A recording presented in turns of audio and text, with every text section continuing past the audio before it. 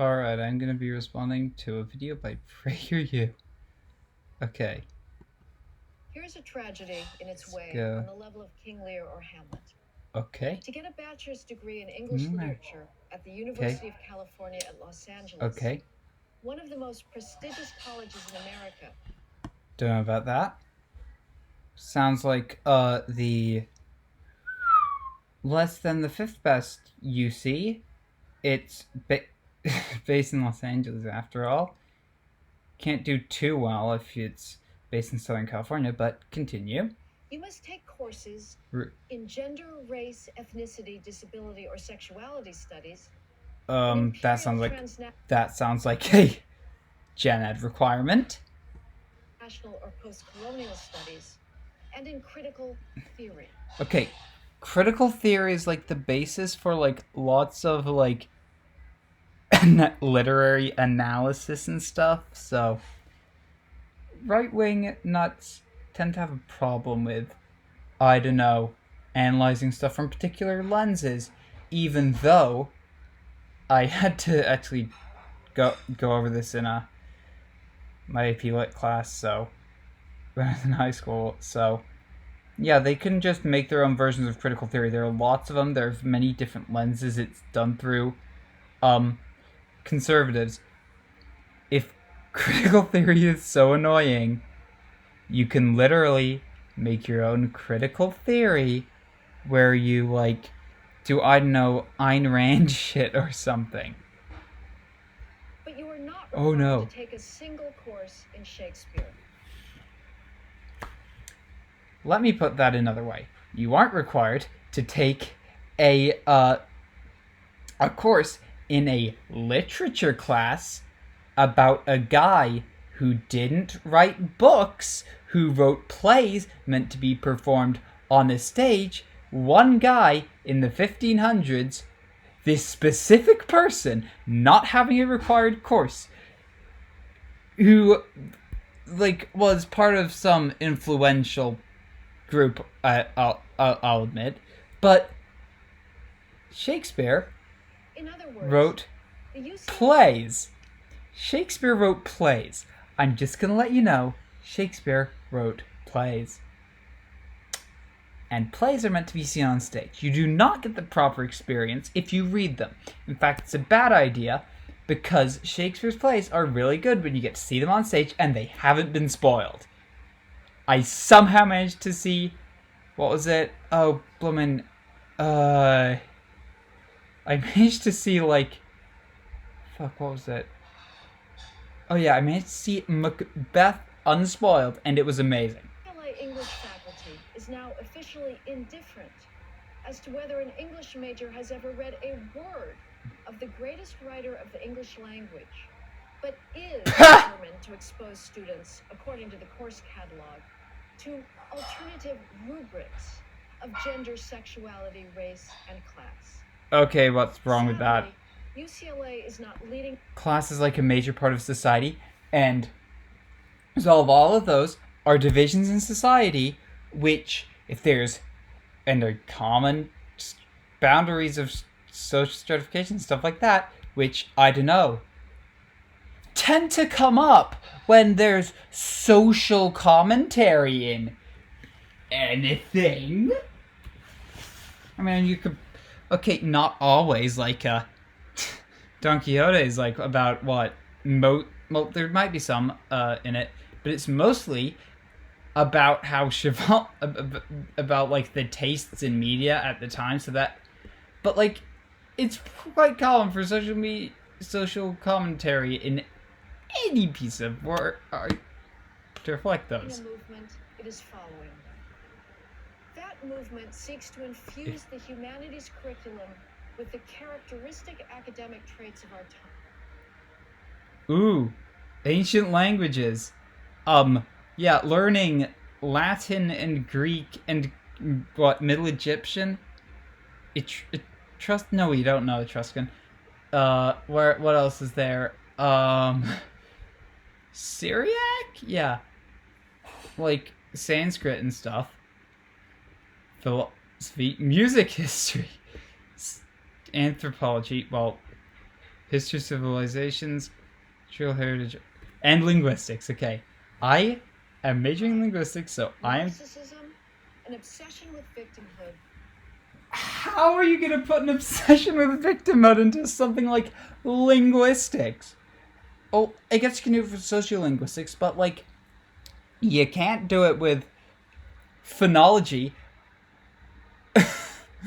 The sounds and languages and the way they interact with neighboring sounds.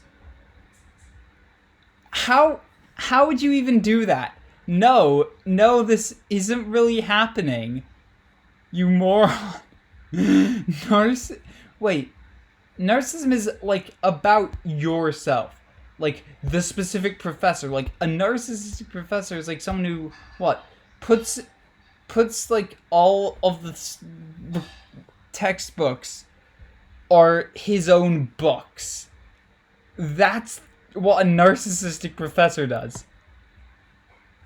And a relentless determination to reduce the stunning complexity of the past to identity and class politics. Ugh. What the hell is...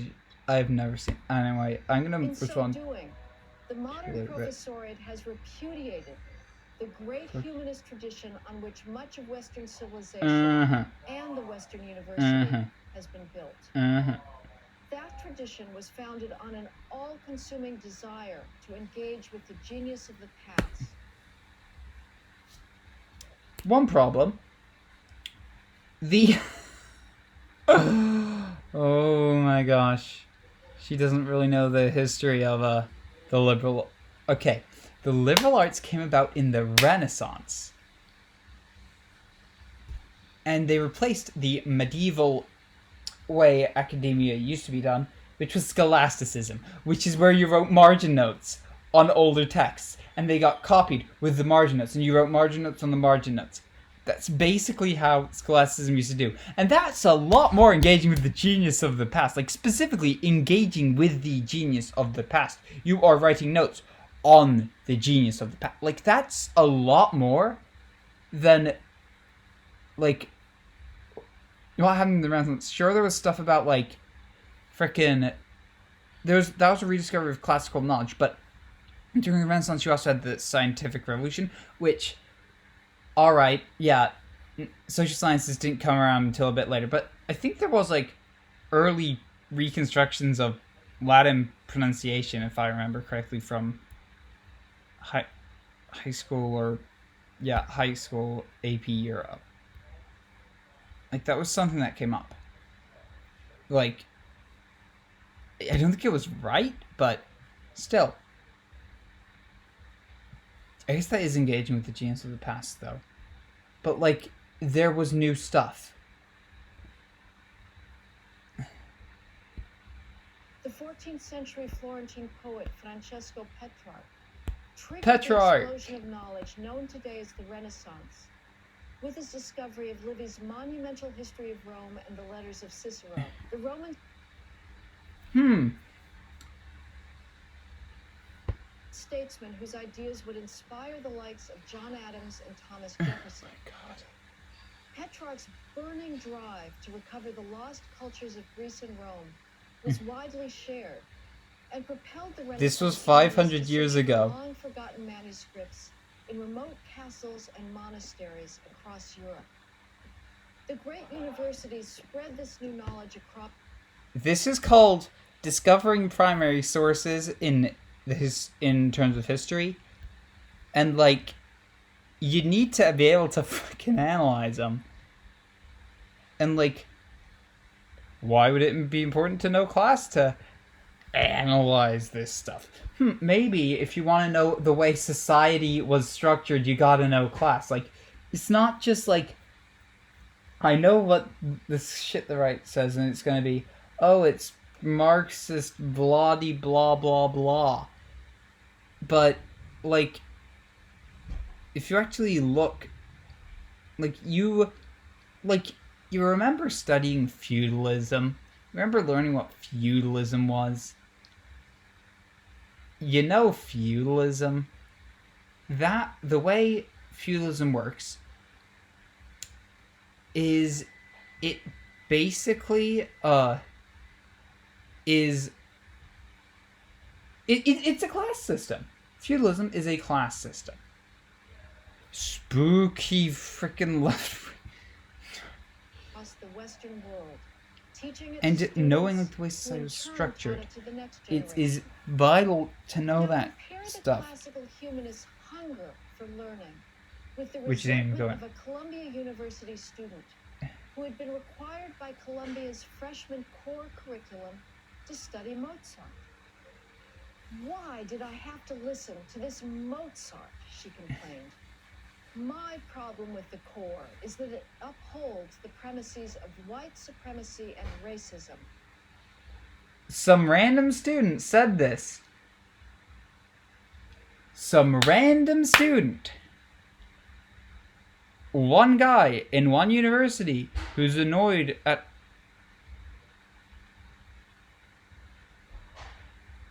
Let's see if there are any sources. Show more. Where are you getting this quote from? Ads. Oh. Download our app.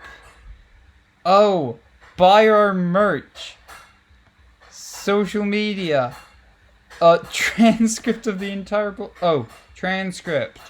No sources. Okay, I usually don't put sources on my videos, so I can't really judge them. But when you're quoting someone and you don't give their name, you at least have got to give the source where the quote comes from. Unless it's like some unscripted thing like what I do, where it's usually whatever I can remember from history class and stuff, where I pretty much always will be paraphrasing. No, I don't want to watch this in full screen.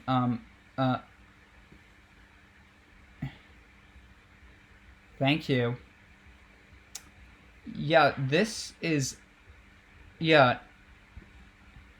There are no women, no people of color. These are not... It would be easy to explain that this is... Yeah, well, that they were, like... It would be very easy to explain that that's just how things were in the past. It would be very easy to explain that people were a lot more sexist in the past, a lot more racist in the past.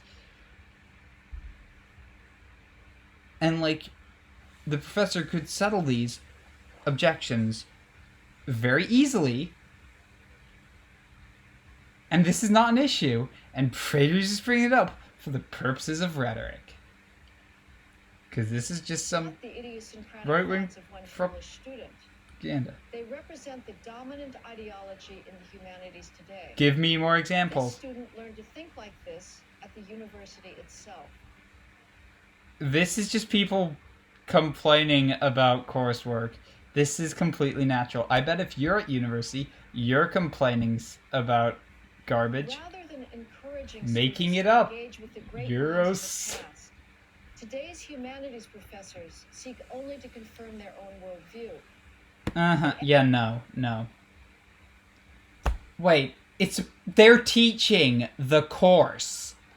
They aren't confirming their own worldview. They are teaching things to other people. That, the job, they're teaching. It's not their job to change their minds. They are literally paid to tell other people the way things are. This is how teaching works. I am surprised I need to have, what? Heather McDonald, who, presumably the wife of Old MacDonald, who has a farm, E-I-E-I-O, Miss E-I-E-I-O, to... Annual gathering of America's literature faculty put at the top of its 2014 agenda the discussion of, quote, embodiment, poverty, climate, activism, reparation, and the condition. This is stuff they're going to think about in stuff. In, like, what they're talking about as it applies in literature. Usually this stuff is stuff that, like, people haven't discussed yet. The reason why the other stuff, like the stuff they're talking about, has already been done to death. And this is stuff that people haven't really talked that much about yet. And, well, condition of being unequally governed? Yeah, like, that doesn't show up in, what, freaking lots of, like, I mean, this stuff... Yeah, that shows up in Aristophanes, who wrote more than 2,000 years ago. And these are ways you're engaging with it. Guess what? Of being unequally governed, all in order to, quote, expose key sites of vulnerability and assess possibilities for change. Stuff we haven't done yet. Lost in this political posturing, things are changing. Oh my god! This is horrible! Oh no! Things aren't the way they were previously. We're all gonna die! is the only true justification for the humanities. To provide knowledge. Knowledge leading, one hopes, to the most important acquisition of... The job of teaching is to teach things. Wow. Real revolutionary idea. Yeah, it's just teaching different things. It's... How does this connect? This is just a bunch of disparate shit. Like... Oh my god. Shakespeare's just one guy. I think I remember in someone else's video they mentioned that this involves... They have, like, tons of different ones. They just don't have one on specifically one specific guy writing during the Renaissance who didn't even write stuff that was meant to be read, who wrote stuff that was meant to be performed on stage. Requiring a Shakespeare course would actually be doing a disservice because you'd be just giving them a bunch of spoilers. Of all, wisdom. The American founders drew on an astonishing... Oh, now the founding fathers. Like, what the hell is this got to do with anything? And they still haven't brought up anything other than fucking literature. What about linguistics? Who's killing linguistics?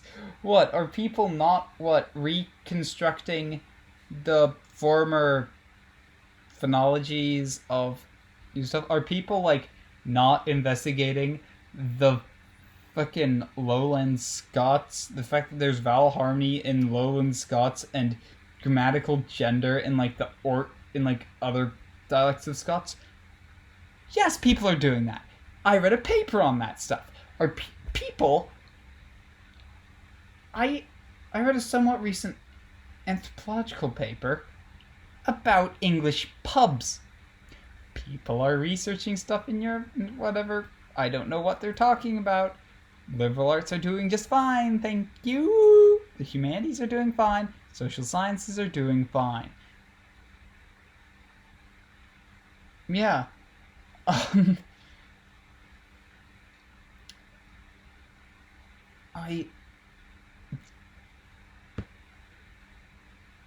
range of historical and philosophical sources, and on a healthy skepticism about human nature. Ooh, a healthy skepticism about human nature, like teaching a healthy skepticism about the way, like, the way you, like, dynamics between various groups in a society, or in a fictional society, exist in a story. Really? That is not relevant here. Oh, The Republic by Plato. Oh my, that is... My goodness, Plato was a fucking idiot. Oh. Yeah, this is just Okay, first of all, Two Treatises of Government was practically contemporary at the time. Utopia, same thing there. The Prince was... No, wait, no. My bad. Not Locke. Locke was practically contemporary.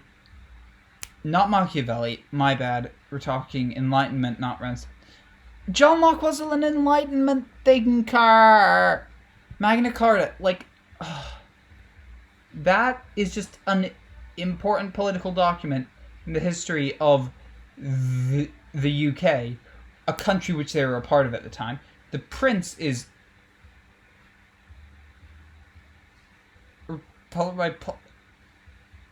no, wait. That's the allegory of the cave, and yeah, this is just a bunch of... it's not a good country. Thomas More's Utopia? What? That's a bit of creative fiction where he made up a perfect society. And Trump made a conlang for it. I don't remember seeing a conlang in the founding documents of the US. But to be fair, I haven't read them in a while. Maybe they made... to craft the most stable and free republic in world history. First of all, we didn't last as long as Venice, or Frisia, or Rome. I bet you mean the Roman Republic, not the Roman Empire. Well, we haven't lasted as long as either of those. I don't think we've even lasted as long as the Dutch Republic. I'm not sure, though. I haven't dated that one. Anyway, what other freaking countries were republics? Wait, republic just means rule without a king, so you could say, like, lots of countries. Like, freaking... What's another free republic? US isn't all that free, anyway. Yeah, there's Genoa. That's another republic that lasted longer than us. We have so far. Like, we don't know how long lasting the US is even going to be because it still exists. You can't... The freest republic. Not by current indices. Like, okay, Finland's freer than the US. Like, lots of places... You have to be careful with this stuff because lots of places are actually constitutional monarchies. And, like, well, anyway, like, you can never be sure, like, yeah, in most freedom indexes, like, Australia, New Zealand, Canada, no, wait, those three are all monarchies. I'm sorry. Finland and Switzerland are usually considered freer than the United States. What on earth are you going on about? Ignorance of those sources, which led to the West rule of law and its unparalleled prosperity, puts these unique and monumental achievements at risk. But humanistic learning is above all... Wait, what? Puts the U.S. at risk? Oh no, it's not. Freaking... I don't even know how you put narcissism... Narcissism is like being obsessed with yourself. How do you put that into the humanity? What? I guess with what? Anthropology, you could spend ages studying your own fucking culture, which might be what she's going on about. But, and that does connect to that study I read about pubs. But, like, not many people really study their own society. I don't know, maybe when people do field work, they want to go somewhere a bit tropical and get away and have it and be able to go to the beach on the weekends or something. But that might just be me. An end in itself. It is simply better to escape one's narrow, self-centered mind and to live inside the prose of George Eliot, the music of Bach. This is something I agree with. This is just her, like, extolling the virtues of escapism, and I love escapism, so I'm game for that. Like, I do think we need to. If she's talking about analyzing the world building and shit, oh yeah, I would. I'm game for that. I like world building. But The art of Van Dyck. all these people are old though. Van Dyck. Van Dyck. It says Van Dyck. Ultimately, it is the loving duty we owe those writers, artists, and thinkers whose works made our world possible. The academic narcissist, oblivious to beauty and nobility, knows none of this. Oh, these people, these young men have no taste, I'm telling you. Back in my day, people respected old people like me. Get off my lawn. Get off my lawn, young whippersnappers.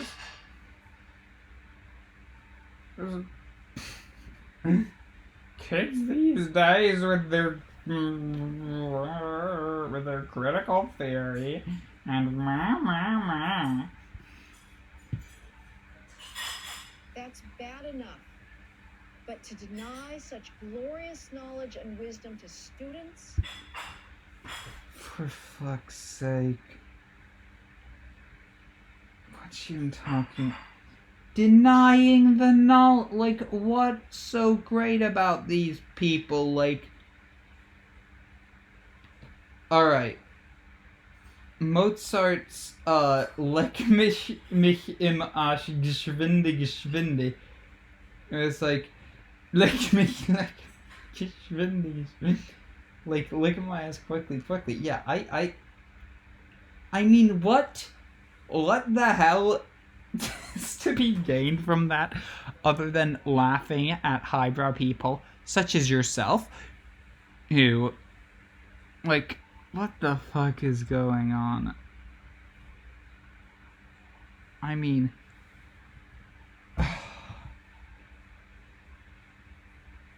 wisdom, what? From reading Shakespeare, who was like lowbrow shit. Anyway, I've taken enough of this. I made a fucking hell. She is garbage video, garbage channel, filled with nonsense. Might do something on their British Empire video, cause goodbye.